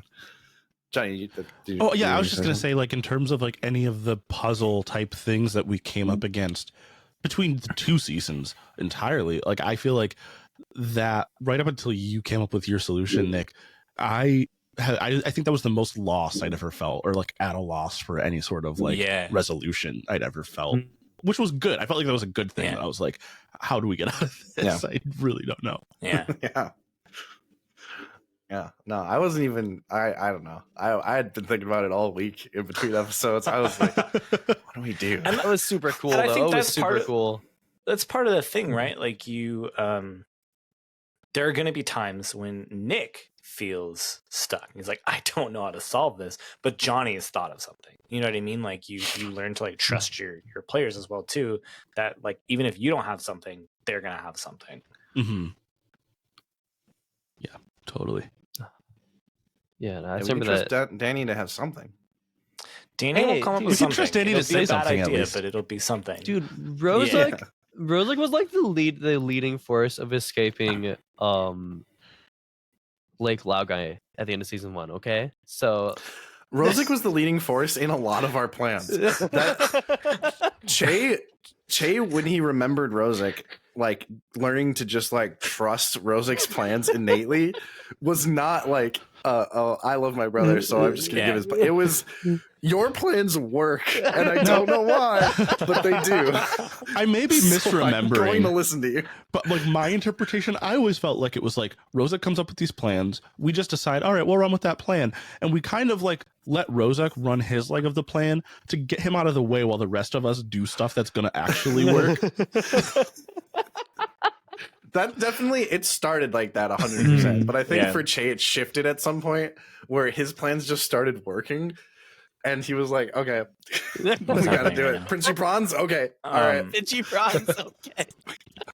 I'm going to say we've talked through the first half. Next week, we'll talk about the end of the campaign and just maybe sort of the campaign as a whole. I would love to. We've got about 15 minutes. Let's try and get some questions in. Yeah, please. Yeah, we have some live ones here. Let's do the funny one. We got a live one here. We got a live one. What's the funny one, Nick? Anyone? Okay, this is from Factbo. Anyone else think of a pangolin every time Pangolin was in the scene? Yes. Every single time. Yes, obviously. 100%. Every single time I thought of a pangolin. Sometimes I thought about Sandslash. Okay, wait, which one is the one? Yeah, that's the one that looks like a pangolin. Yeah. Every time. That's funny. Yes, no, I did not. Very funny. Also from Fabmo, I guess a more serious question. And I'm asking this, so sorry, Danny. Oh, no, for those of you I trust you who have kids, how do you find time to dedicate yourself to the podcast? How do you balance family and game life? So for those for I guess audience information, the ones with kids are Justin and Johnny. So that is who we were asking. You know? I mean, for me, I'll reveal a little bit of my personal life here.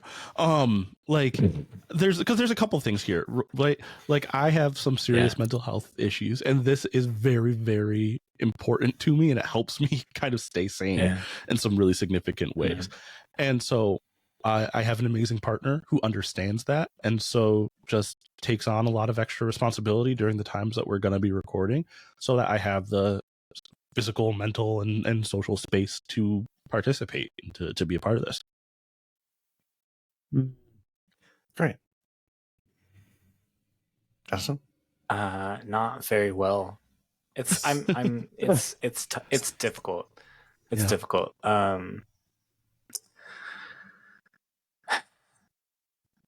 Yeah, this is really important to me. Yeah.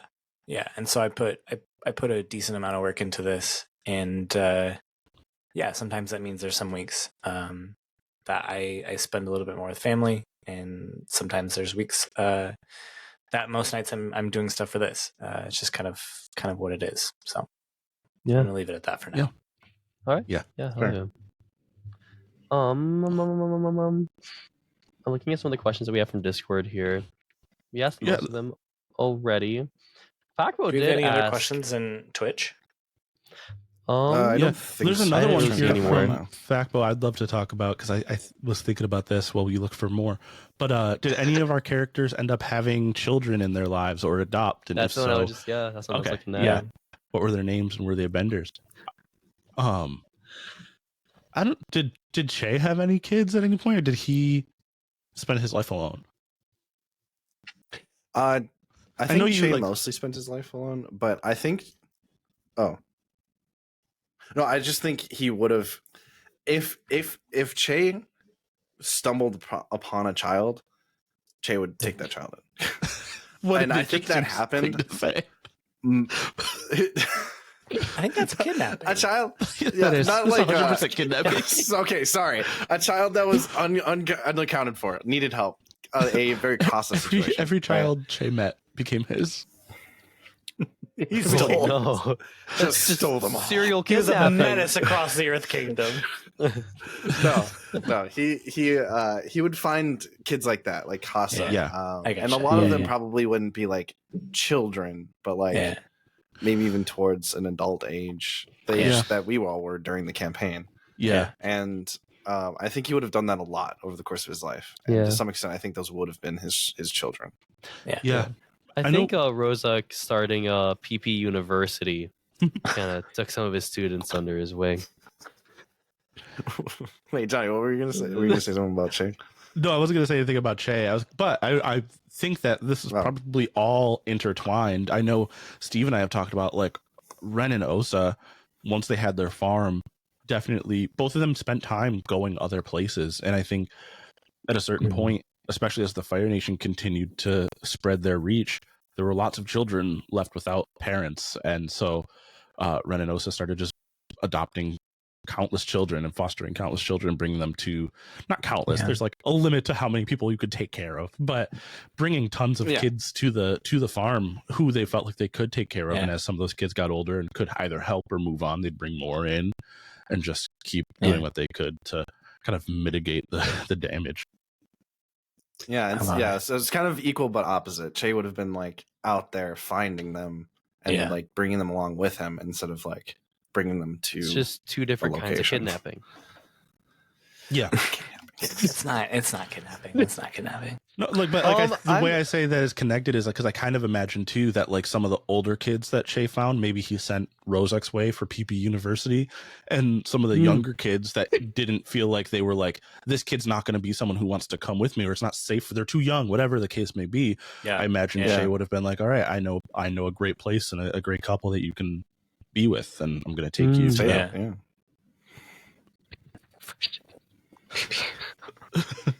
I know a great place. You can get a good education. It's not accredited. I know a great place. You can get an education, and it's not traditional at all. But you learn things. You'll learn something. I promise. There's one textbook and it's handwritten. There's one textbook that's shared across the school.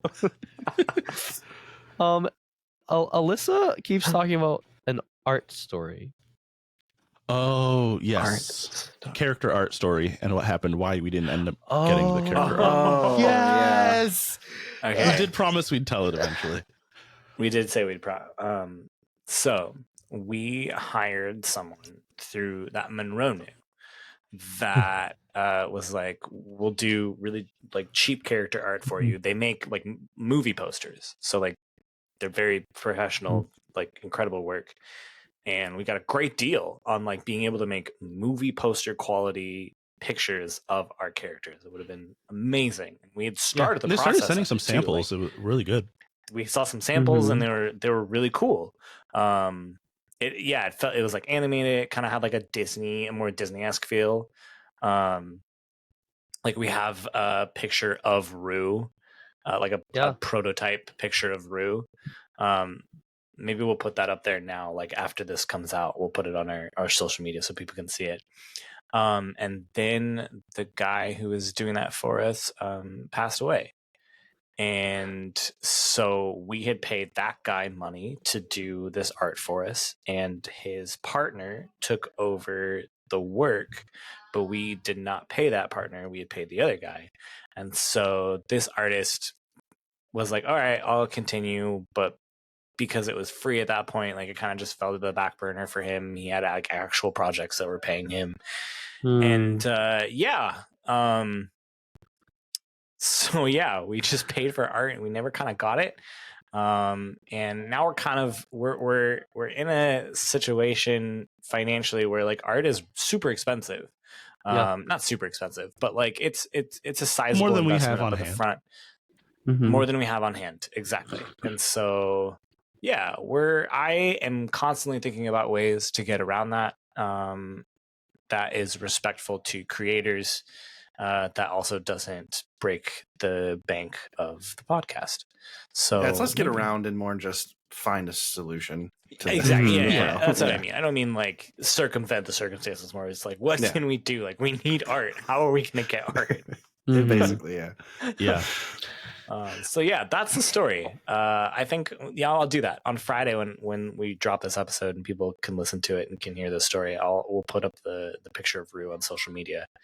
Rue was that'd be cool looking. It would have been really cool. So I think that's we'll that. get some cool art That's eventually. that story. Yeah, That's that. I think that is indeed that. Yeah, that's the art story. I have one last question. I feel like this is an important one to address because it's a really good question about the system. And it's from Facmo again. It felt like as our characters grew, they grew so strong that nothing could get in their way and they couldn't fail. Do you think this is the nature of the design of the game, and the stories are supposed to end when you create new characters and then you create new characters? Or how would you continue to create interesting stories with these powerful characters? For example, it felt like every role was a +3. I think that's sort of some of that is also our mastery of the system showing, because I don't know about you guys, but when I started getting those much higher rolls of like +2, +3, I started trying to make sure that the things that I were rolling were on those stats. Right? Same. And I did 100%. Yeah. I'm trying to roll rely on skills and training because my passion is +2. Obviously, I'm going to try to do that. At one point it was +3, and just that kind of approach to things. And by the end of the game, Che had a plus positive scores in everything. He had +2 in everything and +1 in harmony. And I think that is kind of the intention of the system. I think that's a sign that you've advanced this character enough, that their story has progressed enough, and it's time to like figure out how they come to a close. Yeah, that's why they also mention in the rulebook too. They talk about like maybe it's time to play a new character, or maybe character changes playbooks, and that's why when you do change playbooks, it does kind of you lose a bunch, rewind the advancement a little bit. Yeah, yeah, because I went from +3 passion to back to +2 because the things that take you to +3 are playbook moves, and I had to remove some. So yeah, it's definitely it's intentional in the system that like you kind of start being really good at stuff and succeeding. Yeah, and I think there are ways where like Justin as the GM could have made things more difficult and kind of stacked the odds against us and made us fail maybe a little bit more often, but that's also not the story we were telling, and part of it being a collaborative storytelling more primarily and games secondarily, that with that not being the story we were trying to tell, it didn't necessarily make sense which is kind of goes back to like the conversation about like the spirits and those being kind of impossible to fight, and that could have been what kept happening. And so it would have felt very different if we were constantly coming up against exclusively spirits.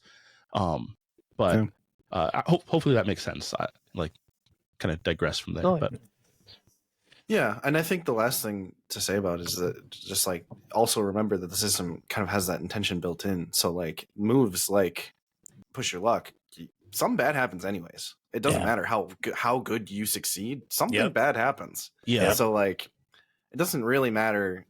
I mean, it matters obviously that you're succeeding pretty consistently, but like even if you have a normal success on rely on skills and training, there is a complication that you have to face. I mean, you can not deal with it if you want by paying fatigue, but that is still a cost, So there's parts of the system that kind of it's just rely on your skills and training. Push your luck, always a complication. No fatigue. Right, I was saying right. I know. I said push your luck. I said sorry. Maybe I said that backwards. Rely on your skills and training has like the success. Like even if you succeed, there's the strong hit or the weak hit has the complication. The complication. Yeah, that's what I was trying to talk about. I mean, No, I mean that was some feedback that I have received from other sources. Actually, it's a comment on the episodes. Someone was like, "This is like back in Wanya." They're like, "Why would the GM set up a situation in which these 5 heroes are against a bunch of Earthbenders on the Earth? Like he nerfed that encounter to let them win." And I was like, "It's because it's Avatar, dude. Like." Yeah, Of course they're gonna win. Like any obstacle I put in front of them, even if I don't know the solution, I know there's a solution. I know that eventually they're gonna find, and it might cost them. And that did, right? Like that cost them a lot. Like Casa got hurt. Yeah. That was like huge. And so like that's the thing, right? Like just because you have high stats and roll well does not mean that there aren't going to be narratively interesting complications to that character. Right. And to your point, that is like why Oh, sorry. No, I was going to say, but that is why, like, I think it was like 3 months into season 2, I was like looking at advancement and I was looking at like, you know, how many episodes we had planned. And I was like, I think this is probably the last season for these characters. Cause after that, we would have to really play with the system to like keep having you like take advancements, moves and all that stuff. So, yeah, I was just going to say, like, I think to your point, like you work within the medium that you're telling the story in. And for us, we're in a world where like you watch both The Last Airbender and Legend of Korra, and our heroes rarely fail. And when they do, it's either like reversed pretty quickly or entirely their fault. And somewhere on that like spectrum of like the failures are their own fault, or they were like Aang literally dies in book 2, but Korra or Katara brings him back. Right? Like that is a reversal. And then the next episode, the beginning of book 3, they're playing at the beach. Like it's like not right? Yeah. Yeah, it is just kind of like the theme of the story. And also I'd argue that like, yeah, sure, Wanya, we got the win off, even though we prepped for it for like an entire episode. Sure, it was just they were just nerfed. But like you also advance to judge the next town. Gino? Was Udai. Udai. No, not Udai. Not the woods. Wasn't it? It was the sorry, one in a couple of towns later. It started with it was the spirit, the crow. Xinu. We straight up lost in Xinu. Did we? Straight up lose. Which does not happen often in Avatar stories, but does happen because that same situation. The consequence, like the very close consequence of Aang dying, definitely happened. But also they lost the Earth Kingdom. And that was just like a permanent thing that they did fail. So yeah, I mean it's still there. We're still getting those beats in. Yeah. We have so much more to talk about, but that's gonna have to wait for next week. You can join us live again. We're gonna be covering the rest of the season and the crazy journey that our characters took. But until then, Justin, did you have anything to add?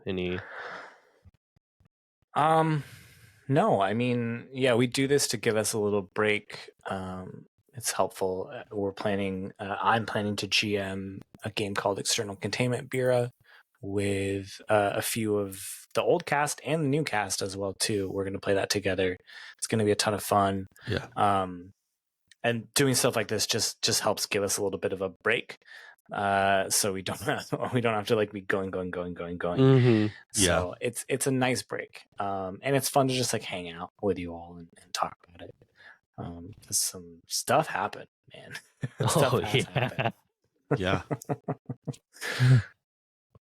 Cool. Well, thank you so much for sitting down with us, and we'll see you next week. Bye. Bye. See ya.